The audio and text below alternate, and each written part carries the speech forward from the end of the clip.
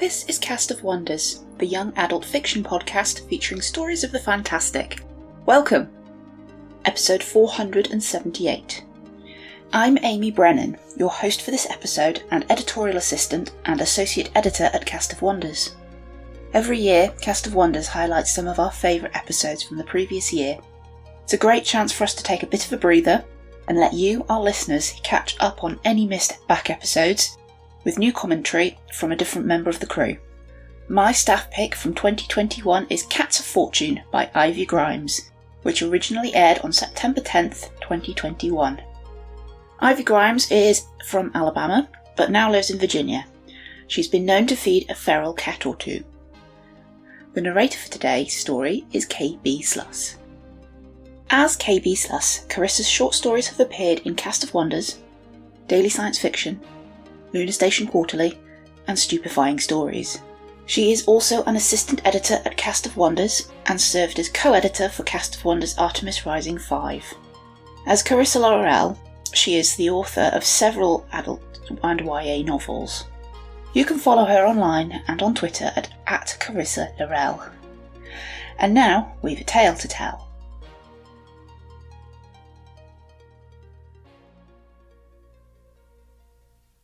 Cats of Fortune by Ivy Grimes, narrated by Carissa Sluss. When I was a little girl, I thought Aunt Dee had everything.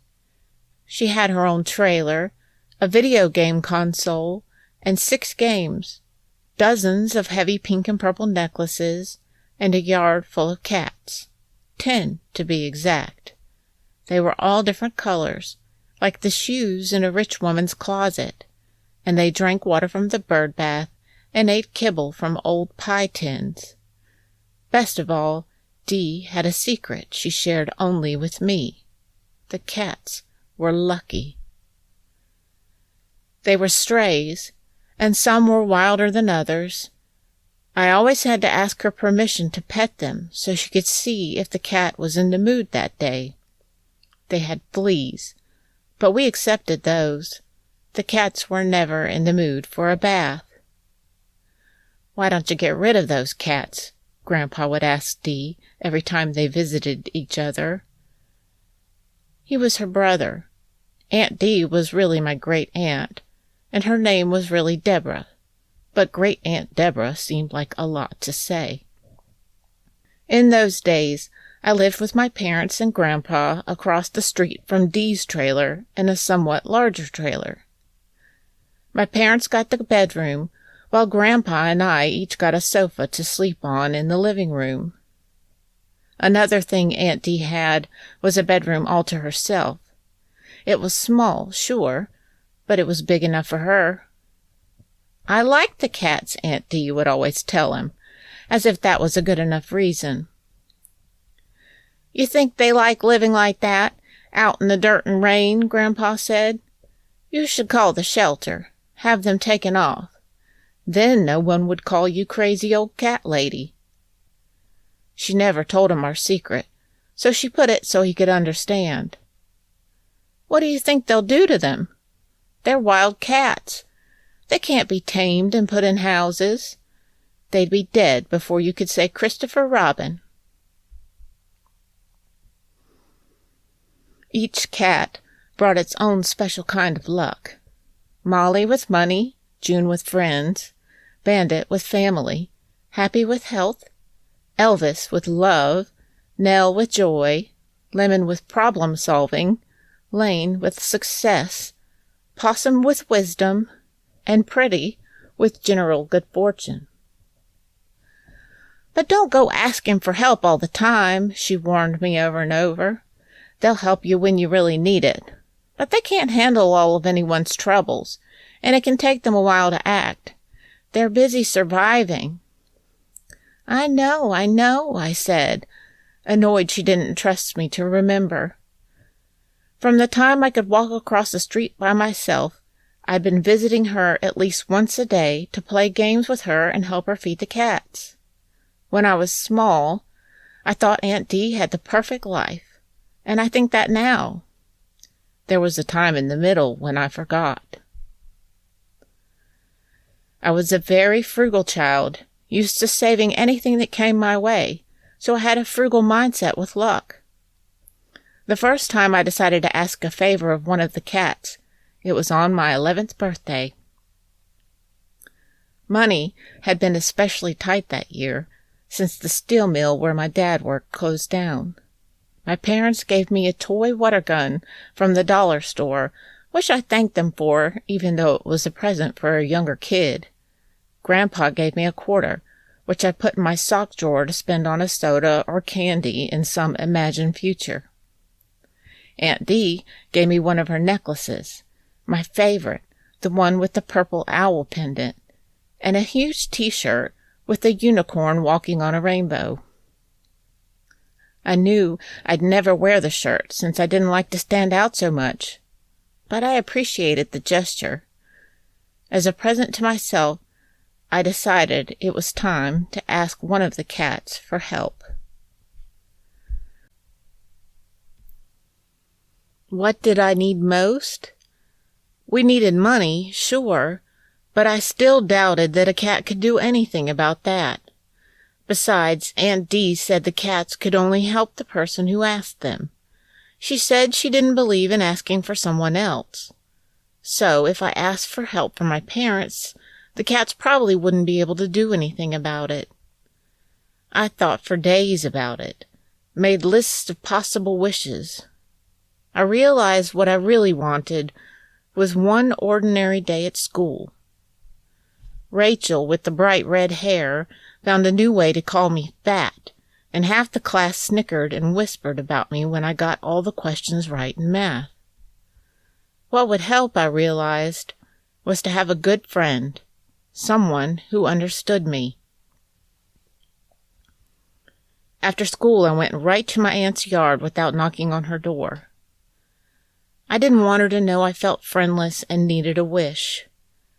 It was an hour before the cat's evening feeding, but I knew they wouldn't be far. "June! June, girl! June buggy! Junie!" I used the high voice my aunt used during feeding times to trick June into coming. After a few minutes, June hustled into the yard like a running back. Her white fur was dyed grayish-green on her stomach from sitting in dirt and wet grass. She greeted me that day with a scowl, but approached me all the same. I reached out to pet her, assuming that was part of the process, but she jerked away. She circled me a few times, sniffing the air, and I sat on the grass to coax her closer. "Listen, June, I have a problem. You know I've never asked you for help before." She started running faster around me like we were playing a game and she was winning. I decided that was probably part of the magic. "I know you're the cat with the friend look, and I know you're busy and just trying to survive, but listen, I hate school. I just need one friend who's kind of like me, who isn't mean, and who I have something in common with. Just one." I knew I had to be patient, and I kept it as secret as a wish made while blowing out the candles on my birthday cake. That year, Mom had made me a birthday cake, chocolate, my least favorite. I knew that sort of thing shouldn't matter. My parents had plenty of distracting troubles after all, but I wanted my friend at school to remember what kind of cake I liked, and I whispered the request to June later that week when I was helping my aunt pass out the cat food. 3 weeks later, there was a miracle. After that, I could never doubt what Dee said. A new girl named Rebecca came to school. She wore a plaid skirt and knee socks that everyone but me made fun of, and her mom was a college professor, and she was smart, and she was from up north in Kentucky.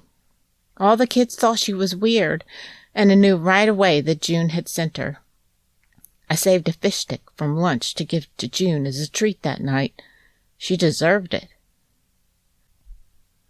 Rebecca and I grew closer every day, doing our homework together after school and gossiping on the playground. She would trade half of the fruit her mom packed in her lunch for half of my cafeteria brownie. She loved my purple owl necklace. We thought of funny comebacks for the other kids, ways to call them jerks so they didn't even notice we were making fun of them. The only difference between me and Rebecca was that she had money, and I didn't. After turning down outings a few times, she told me her mom was willing to pay for me to see a movie with her sometimes, and I reluctantly accepted. Still, when her family went to amusement parks or out to eat or shopping, I had to stay behind. I think her parents were a little embarrassed to be seen with me, and I could understand why.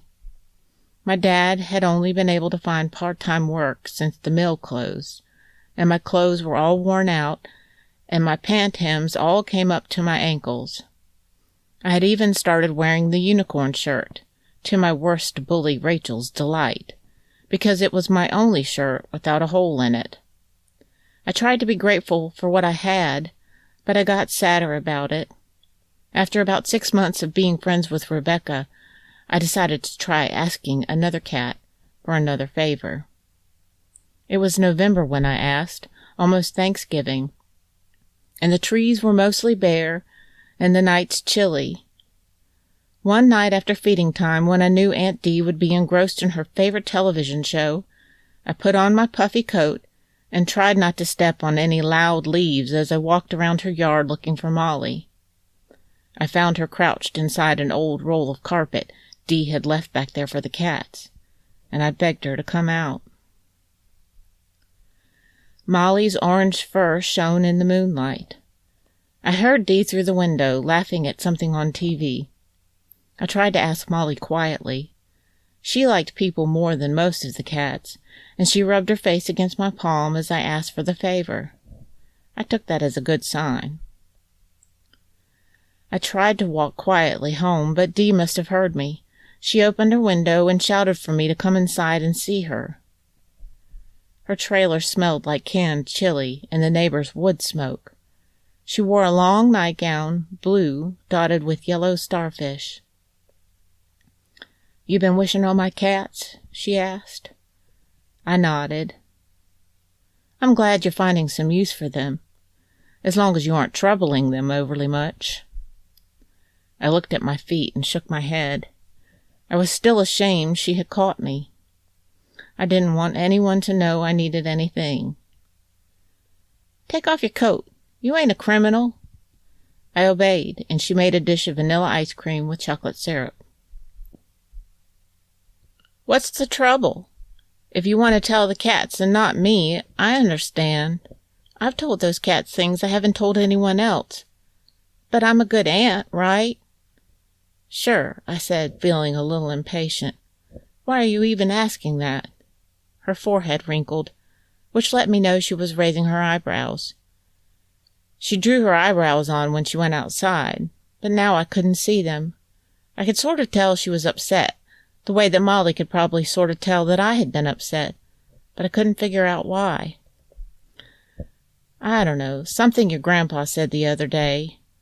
I guess you all didn't know that the neighbors gave me that old game system and those old games.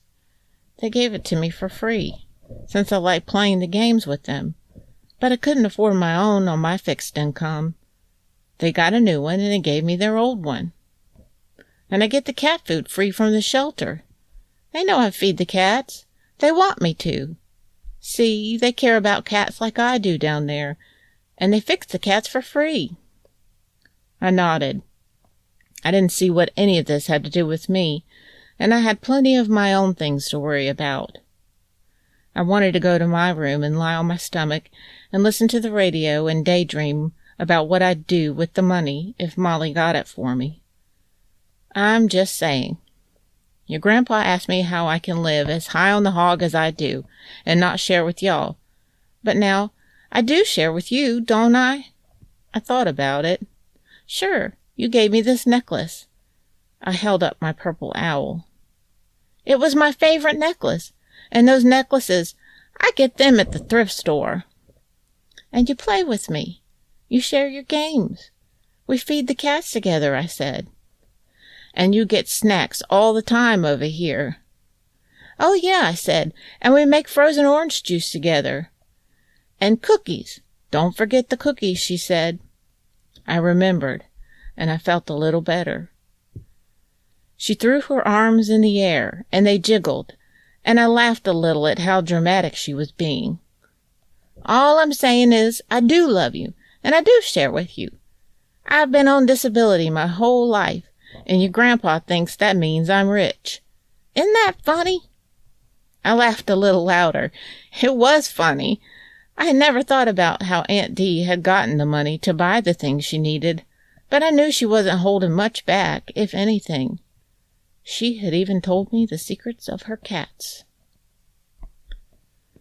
She seemed to feel better when I left that night, and I felt better too. June had helped me before, and maybe Molly would help me now. What scared me most was losing my one friend. What if Rebecca got tired of how I couldn't do anything fun with her and left me for someone who had newer clothes and more spending money? It took a whole month this time, but Molly came through. One day close to Christmas there was mail for me, a crisp envelope that held a card with a shimmering Christmas tree. It was from Grandma to me, and inside was a $50 bill. She had left Grandpa before I was born, and I hadn't heard from her since I was a little kid. But the card said she hadn't forgotten me, and that she was going to send me a little extra spending money every month now that I was almost grown. She said to spend it on something fun just for me.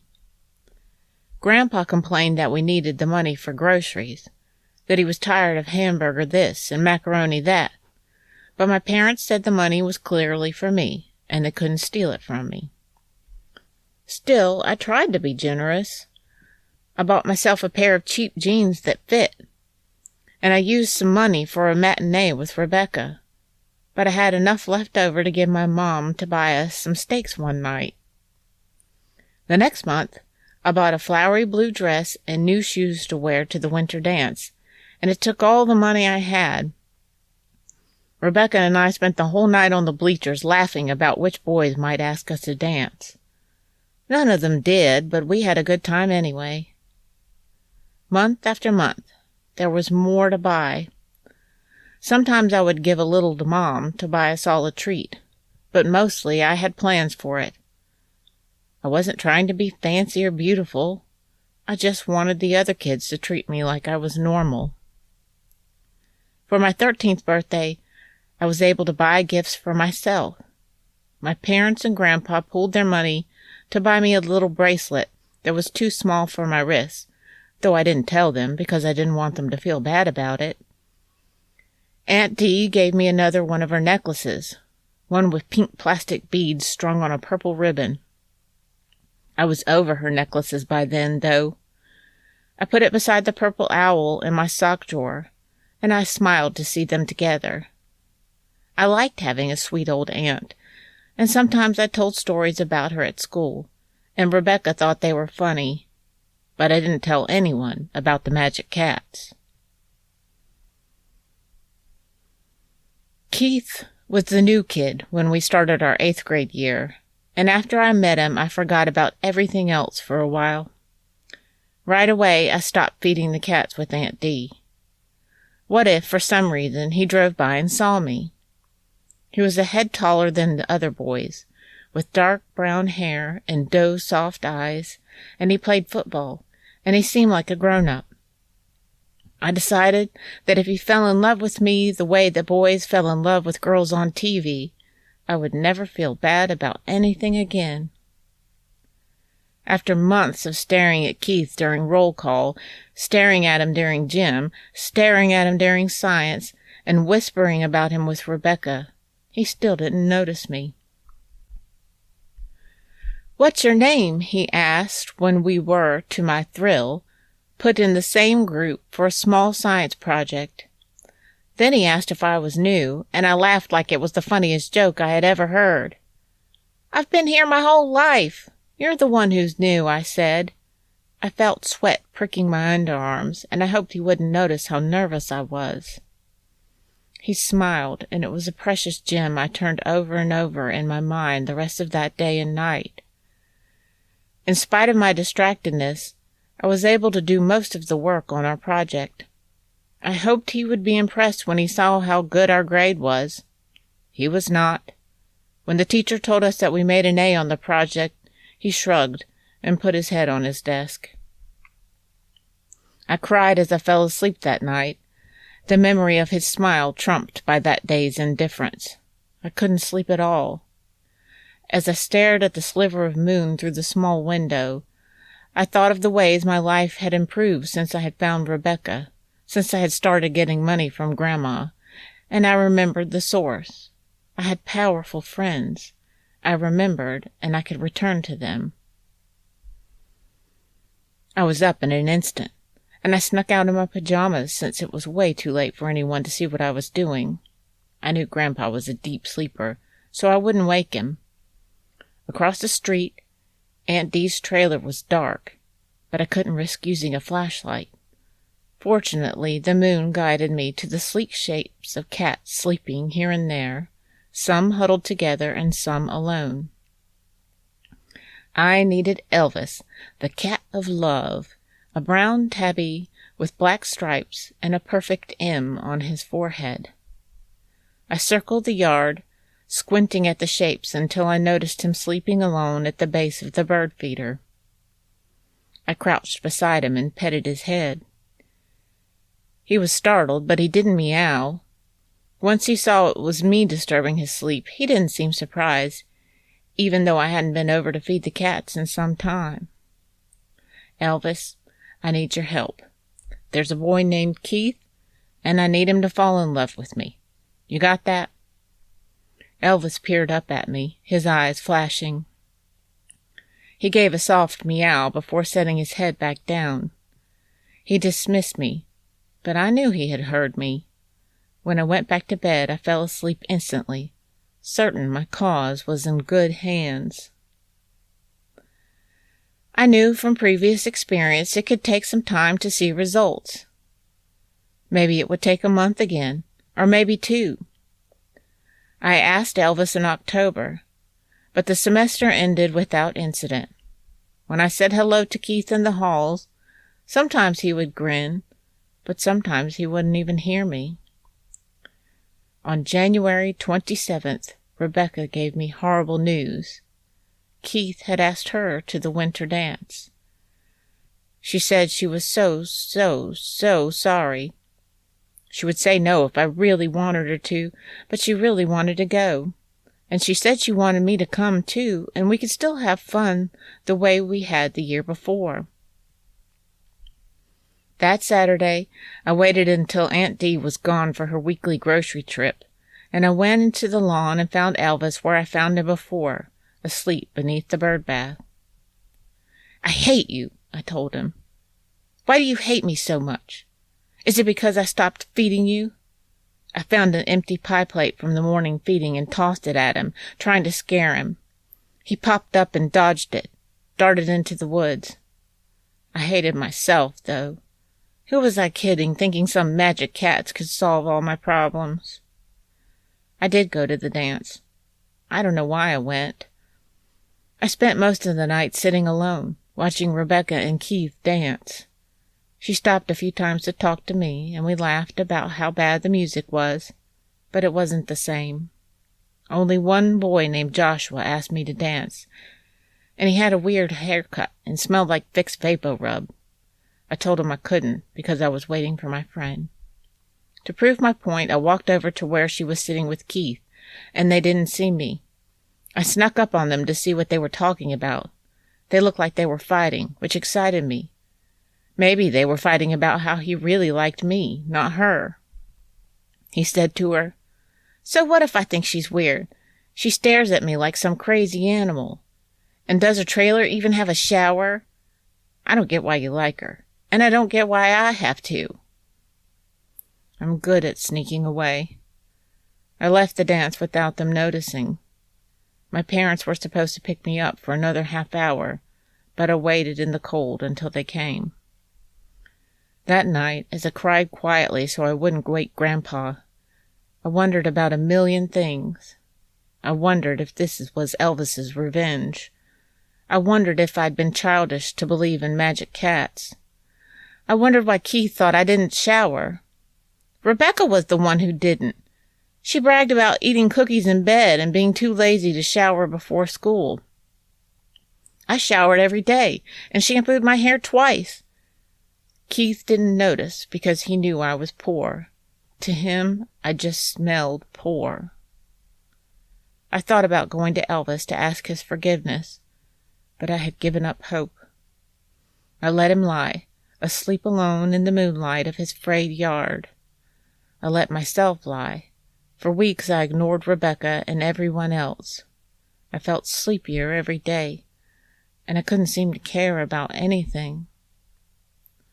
About a month after the dance, Rebecca told me she'd broken up with Keith, and I shrugged the way Keith had shrugged at me about our A in science.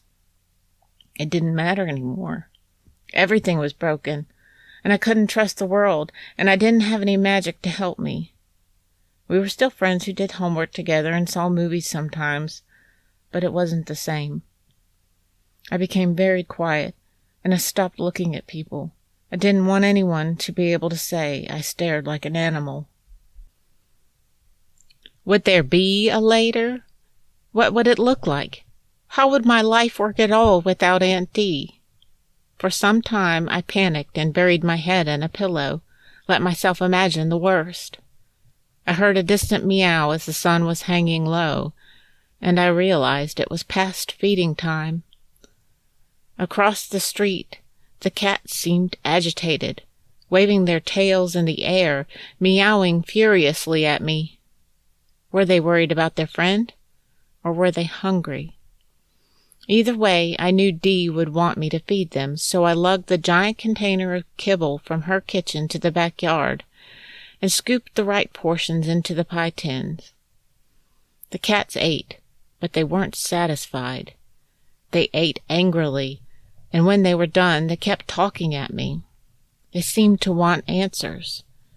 I wanted answers too, but my house was empty, and everyone had left me there while they saw about the sick version of my happy Aunt Dee.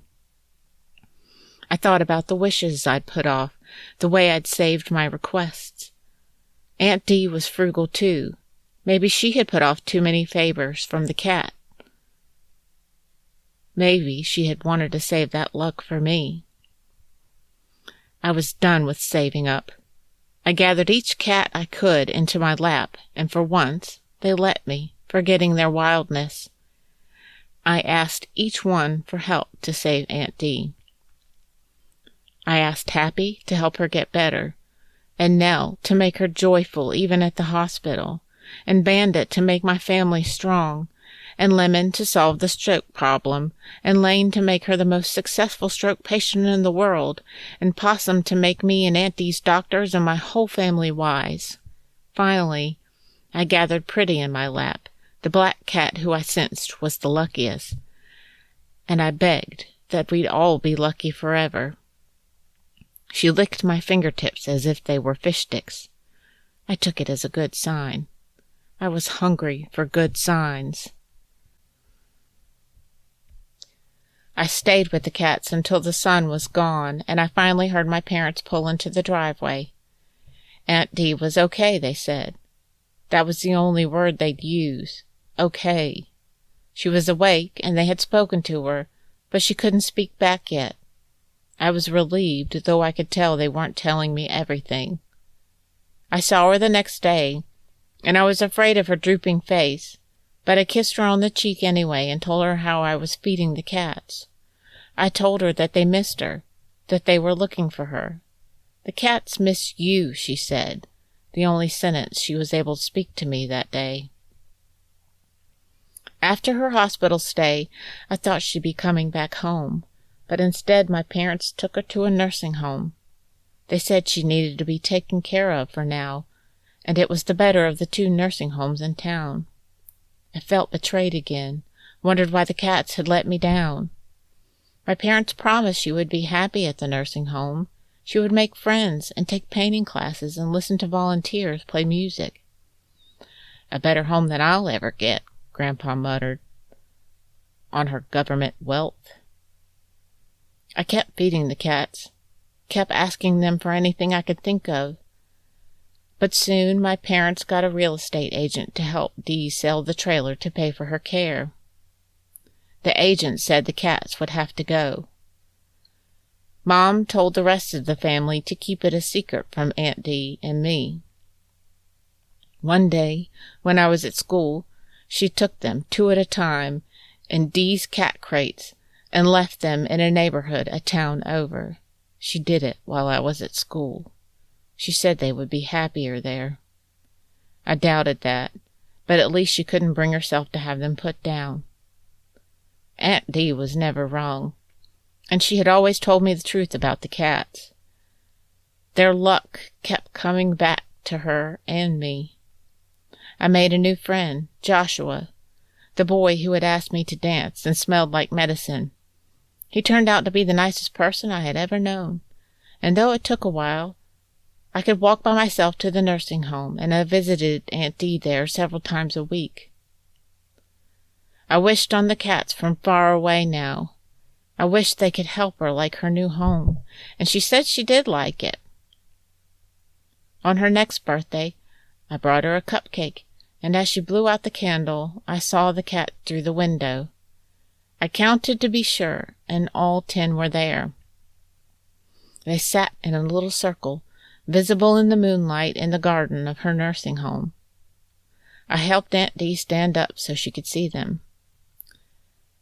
"I spent so long treating them like they were going to run out of luck," she said. I confessed I had too. "Luck isn't like money, though. Luck is wilder than an animal," she said. "You can't tame it, but if you feed it, you can keep it around." I never saw the cats again, but she told me they visited her from time to time. Sometimes I wonder if the luck came from her or from them.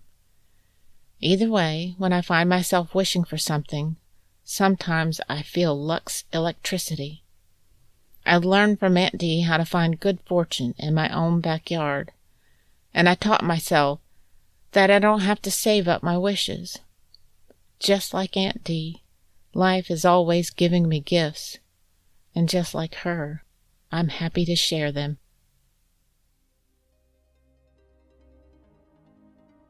This story really resonated with me. I was really close to my great-aunt Nellie, in much the same way our protagonist is with her Aunt Dee, minus the lucky cats, sadly. She was just around the corner from both of my sets of grandparents, and a short walk away from my own home. I was a frequent visitor, like our protagonist to her aunt. I am also an animal lover, and I love that she protects these cats despite what others think of them. I wasn't poor, but with a single mum to raise 2 teenagers, we weren't wealthy either. We got by, but not being able to buy the latest fad or fashionable thing when others could did feel a bit, I don't know, embarrassing? I'm also an introvert. Friends aren't easy to make, so I can really see why our protagonist asks particular cats to exercise their particular brand of luck, and when she wants something that's not realistically attainable or really all that important, well, it backfires, of course. But when it comes to the truly important things, you can often be surprised, and life isn't all that bad.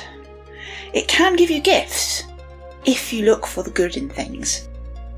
Join us again next time when our community manager and associate editor Denise Siddell brings you her favourite story of the year. We love bringing you the best audio fiction week after week, but we can't do it without your support.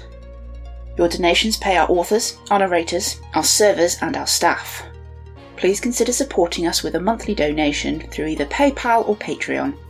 You can also review us on Apple Podcasts, request us on Spotify, and consider the stories we publish for award consideration. There are lots of ways you can help. Join the discussion on the EA Forum, forum.escapeartists.net, or EA Discord. Visit on Twitter at Cast of Wonders. Come say hello. Cast of Wonders is a production of Escape Artists Incorporated and is brought to you by editor Catherine Inskip. Assistant editors Andrew Cahoe and Carissa Sluss. Editorial assistant Amy Brennan. Associate editors Amy Brennan, Alicia Caparasso, William Haight Minor, Amira Hussain, Sean Proctor, Ray O, Susie Rodriguez, Emma Smales, and Denise Siddell. And we'd like to take a moment to introduce our new associate editors, who joined us in November 2021. Cami Adams, Tanya Adelit, Rianne Bowley, Someto Eheswe, Cup Jacob, Amanda Kong, Samuel Poots, and Rin Richmond. Our art director is Alexis Goebel, our community manager is Denise Siddell, and our audio producer is Jeremy Carter. Our episodes are released under the Creative Commons Attribution Non-Commercial No Derivatives 4.0 International License. That means you can download or listen to the episode on any device you like, but you can't change or sell it. Our theme music is Appeal to Heavens by Alexei Nov, available from Promo DJ or his Facebook page. Thanks for listening.